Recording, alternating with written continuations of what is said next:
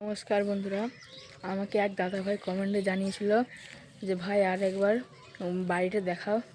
তো সেই দাদা ভাইয়ের জন্য আমি আর একবার বাড়িটা দেখাচ্ছি। দেখো বাড়িটার অবস্থা। আর বাড়ির নিচে বাড়িটা যে আছে ওখান থেকে অনেকটাই কিন্তু জল কমেছে। আর এই দেখো তোমরা জলটা কতটা কমছে, তোমরা হয়তো এটা দেখে বুঝতে পারছো, কারণ কি জলটা কত উপরে ছিল আর এখন জলটা কত নিচে গেছে। আর এখন তোমরা জলগুলোর বা কুয়াশা, চারিদিকে কুয়াশা, তাই জন্য বেশি দূরে জুম যাচ্ছে না, কারণ কি কুয়াশাতে বোঝা যাচ্ছে না। আর এদিকে তোমাদের একটু দেখাই,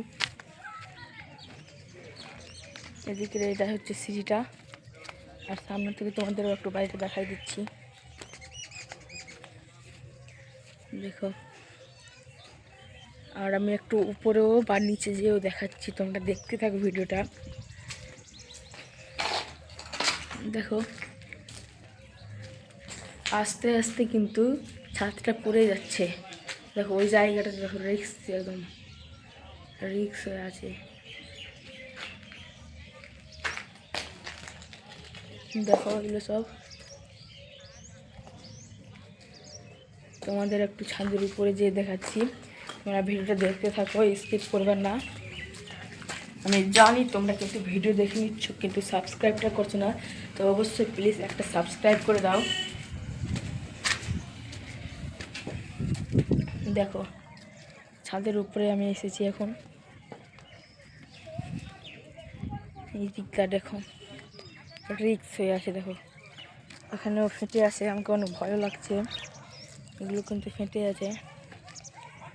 আর তোমরা দেখতে পাচ্ছ, আর গ্রামবাসীর অবস্থা তোমরা দেখতে পাচ্ছ, সব বাড়িঘর উঠে সব চলে গেছে বহুত দূর। এই যে এই সব বাড়িগুলাও চলে গেছে।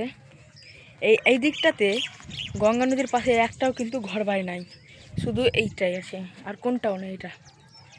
এটাই আছে, আর কোনটাও নয়। তোমরা দেখো সবগুলোই কিন্তু উঠে চলে গেছে।